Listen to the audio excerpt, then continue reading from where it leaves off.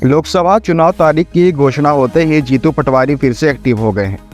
PCC chief Jitu Patwari ने भाजपा की केंद्र और राज्य सरकार पर इलेक्टोरल बॉन्ड को लेकर जमकर हमला बोला है।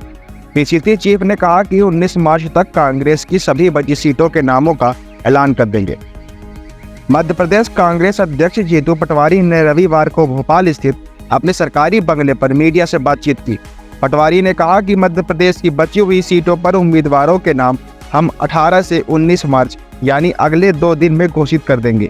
पटवारी ने कहा कि शीर्ष नेतृत्व के निर्देश हैं कि प्रदेश टीम और स्क्रीनिंग टीम एक साथ चर्चा कर सिंगल नाम फाइनल कर लें। बता दें कि इससे पहले पटवारी ने स्क्रीनिंग कमेटी के पदाधिकारियों से वीडियो कॉन्फ्रेंसिंग के जरिए चर्चा की। इसमें नेता प्रतिपक्ष उमंग सिंघार भी शामिल हुए। अब प्रदेश की बची 18 सीटों पर सिंगल नाम तय करने के बाद 19 को सीईसी की बैठक में मुहर लगाने के बाद नाम का ऐलान कर दिया जाएगा। जीतू पटवारी ने कहा कि मोदी सरकार की 2014 से 2023 तक कोई भी गारंटी पूरी नहीं हुई है एवं इसी कारण जनता आशा भरी निगाहों से कांग्रेस पार्टी की ओर देख रही है। पटवारी ने कहा कि नरेंद्र मोदी जी भ्रष्टाचार के खिलाफ नारे दिया करते थे, उसके विपरीत इलेक्टोरल बॉन्ड्स के जरिए सुप्रीम कोर्ट के निर्देश पर कई खुलासे हुए हैं। उससे ऐसा प्रतीत होता है यह भाजपा के लीगल करप्शन के उदाहरण है।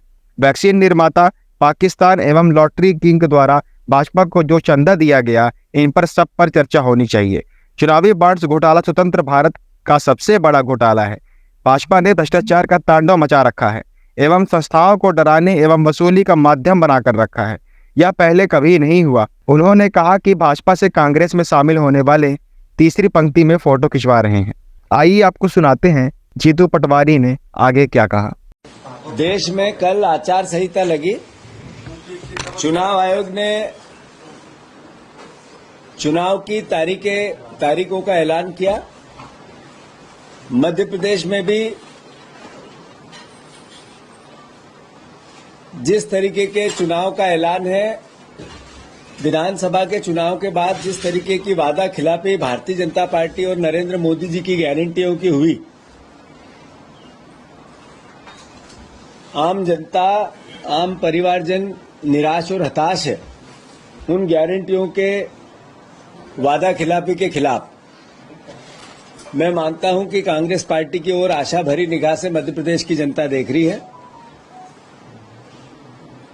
2014 से लेके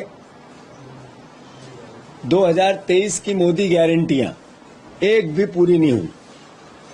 और सबसे बड़ी बात, जो मोदी जी ने कहा था कि भ्रष्टाचार रहित देश की व्यवस्था बनाऊंगा, जो बॉन्ड योजना आई, सुप्रीम कोर्ट के निर्देश आए और उसके बाद जो खुलासे हुए, देश की जनता को इस बात का प्रत्यक्ष प्रमाण मिल गए कि मोदी सरकार से करप्ट सरकार देश के हिस्ट्री में आज तक कोई दूसरी नहीं हुई।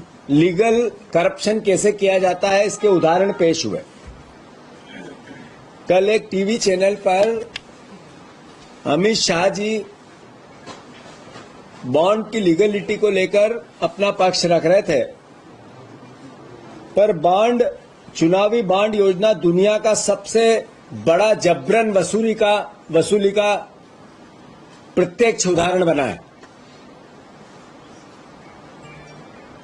जो सियासी दलों ने, खासकर सत्ता में रहे भारतीय जनता पार्टी ने इससे धन एकत्र किया, उससे उन्होंने विधायक खरीद फरोख्त की, 17 सरकारें गिराई, सांसद खरीद फरोख्त की और लोकतंत्र की कैसे हत्या होती है, कई उदाहरण दिए इसके।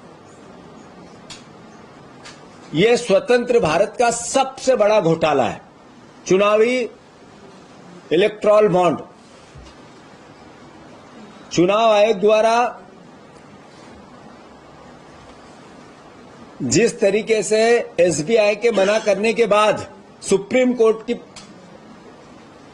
लताड़ के बाद जो डाटा सामने आया, उसमें क्लियर हुआ कि एक लॉटरी किंग ने इतना बड़ा पैसा दिया, सब अखबारों में, समाचार पत्रों में, मीडिया में है, पर बड़ी मीडिया चैनल में एक में भी नहीं है, हाउस में एक में भी नहीं है। न इस पे कोई डिबेट है, न इस पे कोई प्रत्यक्ष अप्रत्यक्ष रूप से इसकी पड़ताल या रिपोर्टिंग है। इसका मतलब है कि सरकार का पे जो दूसरा आरोप लगता है मीडिया पे कंट्रोल का, वो भी सिद्ध होता है। कोविड में जिस वैक्सीन का को सारी मान्यताएं सरकार ने दी, उससे कोविड के यातनाओं के दौरान चंदा लिया गया। जिन कंपनियों को ठेका दिया गया उनसे चंदा लिया गया। जिन कंपनियों पर रेड डली उनसे चंदा लिया गया। ईमानदारी और भ्रष्टाचार रहित भाषणों के खिलाफ एक साथ इतना बड़ा भ्रष्टाचार किया गया, सर्वविदित है। सबसे बड़ी बात, जो सबसे बड़े दो घराने हैं उनका नाम ही नहीं है, जिनको सब कुछ सौंप दिया, जिनको रेल सौंप दी, जिनको पोर्ट सौंप दिए, एयरपोर्ट सौंप दिए, जिनको सड़कें दे दी, जिनको रेलवे स्टेशन दे दिए, सब कुछ जिनको। साथियों, इसके विपरीत हमने गारंटियों की बात की हो, चाहे खाद्यान्न की गारंटी हो, भोजन का अधिकार हो, सूचना का अधिकार हो, शिक्षा का अधिकार हो, भूमि अधिग्रहण का अधिकार हो, वन का अधिकार हो, अधिकार संपन्न हमने देश बनाया। हमने अब निर्णय लिया है, कांग्रेस पार्टी ने निर्णय लिया है कि हम मिनिमम सपोर्ट प्राइस किसानों को मिले, कांग्रेस पार्टी अधिकार बना के देगी, हर हालत में होगा। दूसरा, हमने निर्णय लिया है कि 1 लाख रुपया, 8,500 रुपया पर युवा को, जैसे उसने ग्रेजुएशन किया, कांग्रेस पार्टी की सरकार बनेगी तो हम हर युवा को ये सहायता 1 लाख रुपए की 1 साल में देंगे। जैसे ग्रेजुएशन की डिग्री लाया, कोई किसी प्रकार की ड्यू डिलीजेंस नहीं, सिर्फ डिग्री माध्यम है उसका। तीसरा, हम बहनों को, गरीब बहनों को 8,500 रुपया महीना देंगे।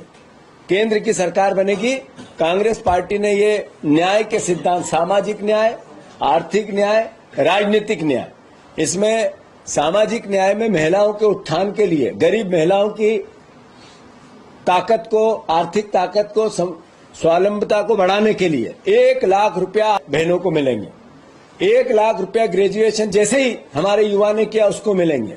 किसानों की हम फिर से सहायता करना चाहते हैं, समर्थन मूल्य के साथ उनकी के कर्ज में माफी होगी।